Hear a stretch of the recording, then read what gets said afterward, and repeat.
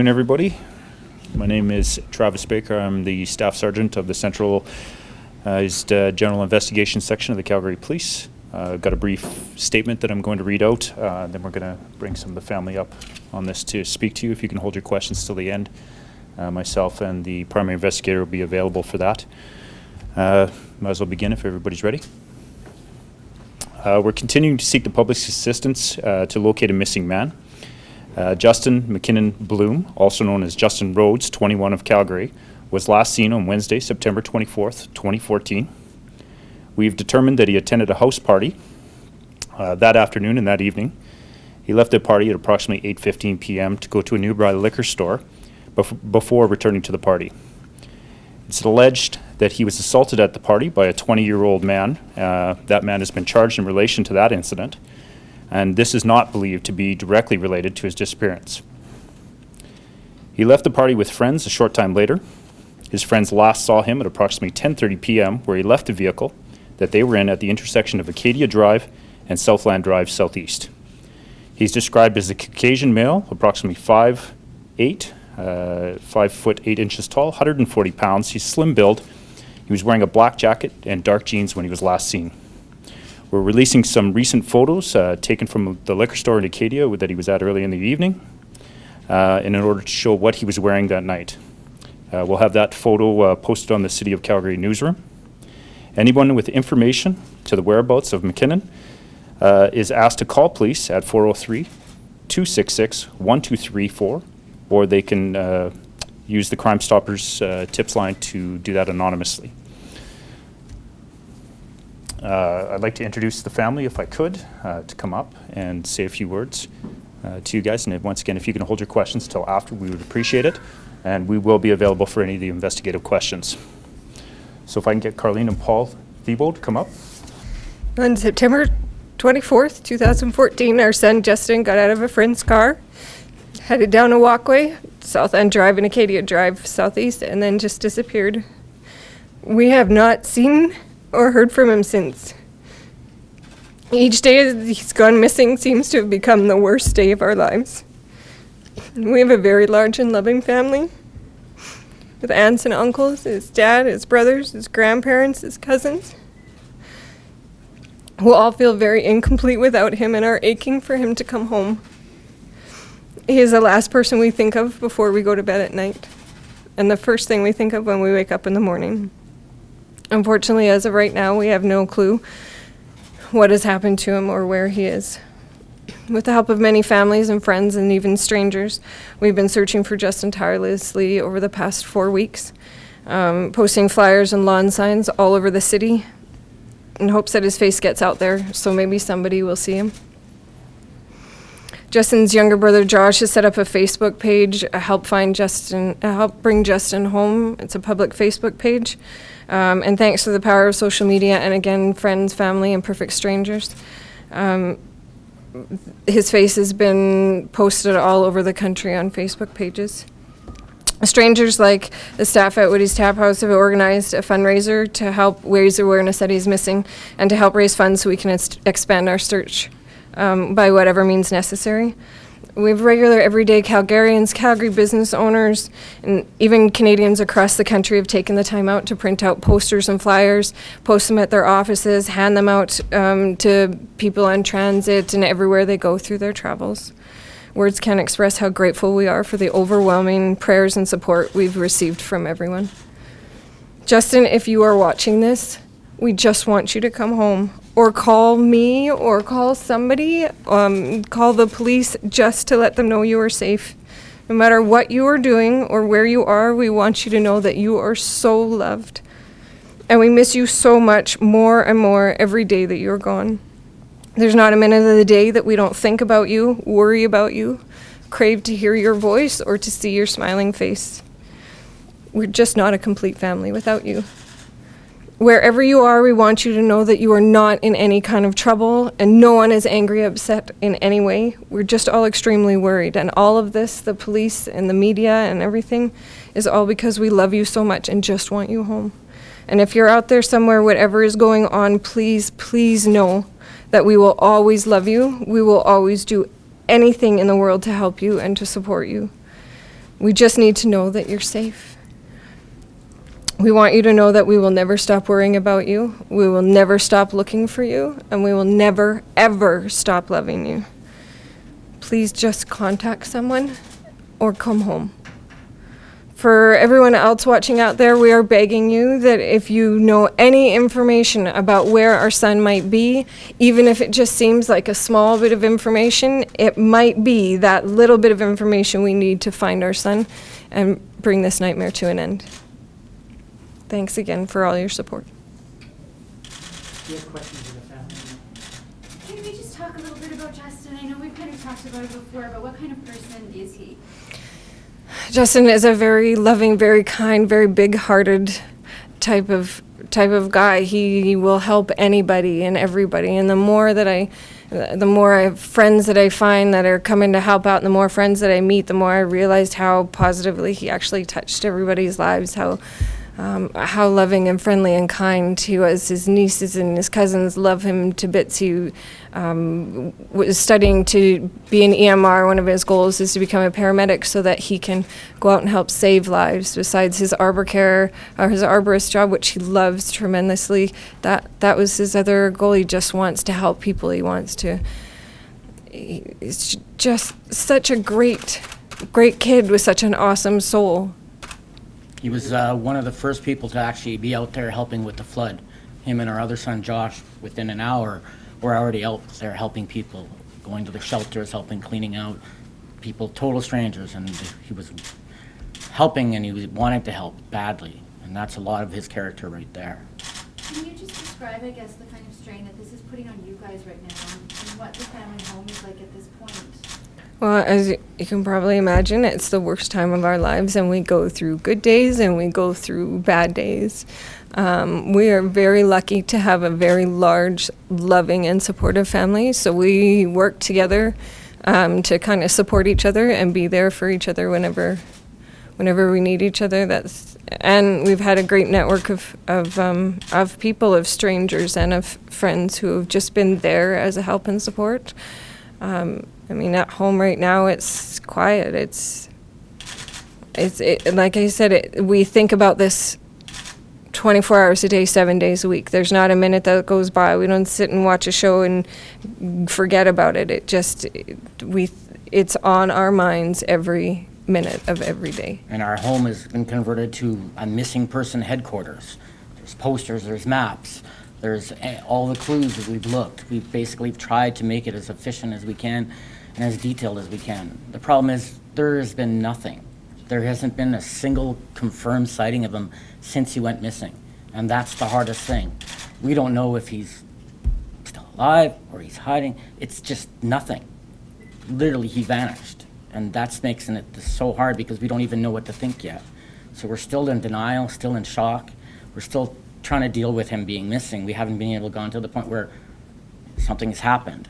So that's why it's such a stressful time, because there's just not enough information. Did he ever talk to you or say anything to anybody about having any really serious enemies, or has anybody come forward to you to tell you about anything along those lines since?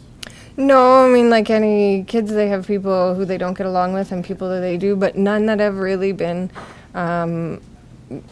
extremely hateful and none that we know of. Like I said, everybody has people they don't get along with, but no, we don't know of anybody who really hated him that much that they would cause any harm to him. There's no open feud with anybody, and there was no open individual private session where he was having problems with one person or anybody. He was a fun guy. He partied. He enjoyed meeting people. Occasionally there would be a confrontation, but it's not abnormal and not different than any other young man growing up. And there was definitely nothing that we saw that he had a problem with one individual or an individual had a problem with him. So obviously, along with police, you picked his friend's brains about this. Over and over. And his friends are constantly trying to keep in contact and constantly trying to update with whatever they can. And like I said, we're blessed to have the friends that he has, and they've been really open and honest with us pretty much about everything that they know. And they've said it too, that there is no one person that had a vendetta or a revenge against him. no one motivated enough to want to do something with planned thought. There was nobody premeditated or anything according to what they know and what they know of the friends. Why does Justin sometimes go by the last name of Rhodes? Well, and Rhodes is actually the name he grew up with. So McKinnon-Blomme is actually his birth name, the birth on his name on the certificate. But Rhodes was my maiden name, and that's what I grew up with, and so that's kind of what both my kids grew up with. So legally on paperwork and everything, it's McKinnon-Blomme, but Rhodes is what he. And he also goes. took the Rhodes name because he wanted to honor his grandfather and keep that name as well, and to basically show his love and support for his grandfather. What did he like to do in his spare time? Obviously, you said he's very dedicated to his job, but what else did Justin do? I mean, in his spare time, he enjoyed, besides hanging out with friends and stuff, he enjoyed camping, and he enjoyed reading. He was reading educational books, how things work, how the mind works. He watches the Discovery Channel and History Channel and anything that can give him knowledge. He was always on a quest for knowledge. So, besides hanging out with his friends and stuff, if he wasn't doing that, he was at home reading a book or researching something just for the quest for knowledge. Yeah. And he enjoyed going to concerts and stuff. Pretty much Just what like an your average average. 20, 21-year-old boy would do. He liked to go out with friends. He didn't really like to go to nightclubs. He was much more of a pub bar where he could socialize and talk more.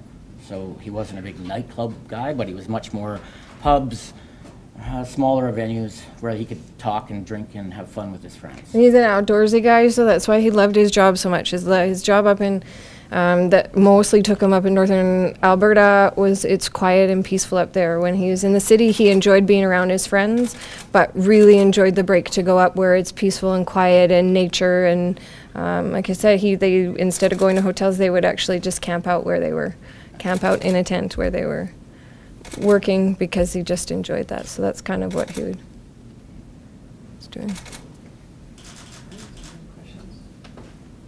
Great, thank you. We'll have, thank you very much. We'll have Staff Sergeant Baker come now to answer any investigative questions.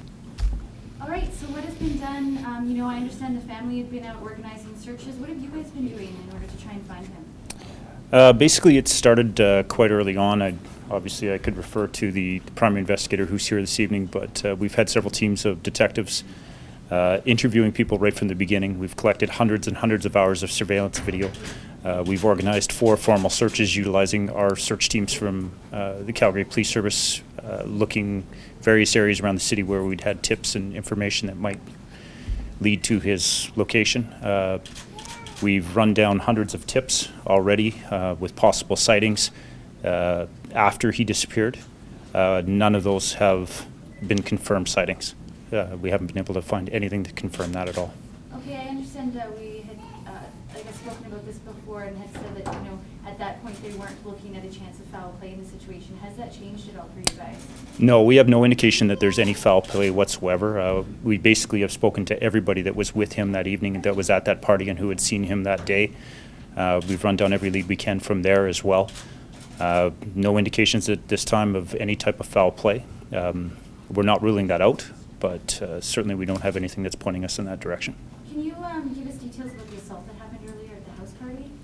Certainly. Small group of friends got together. Didn't appear to be a targeted attack, really. It just seemed to be a fight that kind of broke out. Justin was not the instigator in that fight whatsoever. He was merely a victim of it. As a result, we've charged one individual with common assault in relation to that. Okay, and in your investigation, you haven't been able, obviously, to find anyone with a vendetta against him, just as his family is saying, anyone that you were zeroing in on or focusing on? No. From all appearances, everything we've been able to find, Justin seemed to be a very interesting young man. He had a job that from his coworkers that he absolutely loved to go to. His disappearance is out of character for him, and we're quite concerned because, as Paul mentioned, he basically disappeared at 10:30, and we haven't heard from him since. And really, that's what we're here for, is we really do want to find him and get him back with his family. Do you really think that he could be hiding out somewhere, worried about coming forward because of all the attention that this has received, or is that... We would be really, really hopeful that that's the case. We would love for him to see this and realize that his family is really, really worried about him and they would like him back. That's our primary focus. we're hopeful that he will be found that way, is that he's out there and he just disappeared and wanted to be off the radar for a while. So we're hoping that he is going to come back. And we hope this is what brings him back. Have you guys been looking, I guess, how far outside the city, what is the scope now when you guys are searching around? The areas that we focused on were targeted in relation to where he was last seen. We focused on those areas in particular, just in the hopes that maybe he'd gone missing there, and we targeted the searches there. All of those were to no avail. And any thoughts of going outside the province or issuing other sorts of things? We have no reason to believe that he's left the province.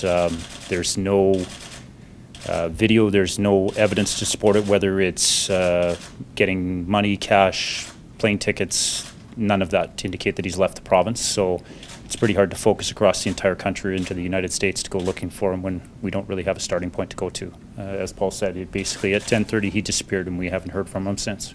And obviously, I guess, no activity on his debit cards or anything like that? Nothing. Are you confident that you'll find Justin alive? We hope. We're very hopeful that we will. Certainly people have been missing for longer than this and we've found them before. Our hope is that he's out there somewhere and that he sees this and he comes forward. He's not in any trouble with us, and certainly his family would love to have him back. That's our hope, is that he comes back. So we do remain confident and hopeful that he does return. Is there any indication that, like, from the assault that happened earlier, he could have been hurt in some way or something and be suffering a head injury or anything like that? The assault occurred earlier in the evening and he seemed fairly well still put together. He was speaking with his friends and he was riding in the car with his friends and speaking to his friends. We certainly can't rule that out because we didn't see him that evening. But he was talking with his friends and communicating with them all evening after the assault and got into the vehicle with them and rode away from the house afterwards. So we don't believe that he was injured in such a way as that it would cause him not to be located. And at that time, he did indicate that he was going home then, right? Is that, or he was going to walk home? Or was I'm not 100% sure where he said he was going at that point. I do know that he got out of the car voluntarily and walked away from the vehicle at that intersection that I gave earlier, which I believe is Southland and Acadia. He walked away from there, and that's the last his friend saw of him. And he was okay at that point? Like he was seeing? Yes. Had he been consuming alcohol then? Yes, he'd been to the liquor store earlier in the evening, and I believe everybody at the party was consuming alcohol. We don't have anything to say that he was so intoxicated that he certainly couldn't look after himself. He seemed to be able to text, and he was sending messages back and forth to his friends, and he was speaking to them, so he wasn't so intoxicated that he wasn't functional. So that's not really a concern that he could have gotten into some trouble because he'd been drinking or something, and any indication that that could have played a role? No, we don't have anything to say that. Like I said, the fight was earlier in the evening with this other individual who's been charged in relation to that. He was definitely the victim in that assault. He walked away from the house after the assault, went with his friends, so nothing to say that anything bad happened to him there. Anything else? Thank you. Thank you very much.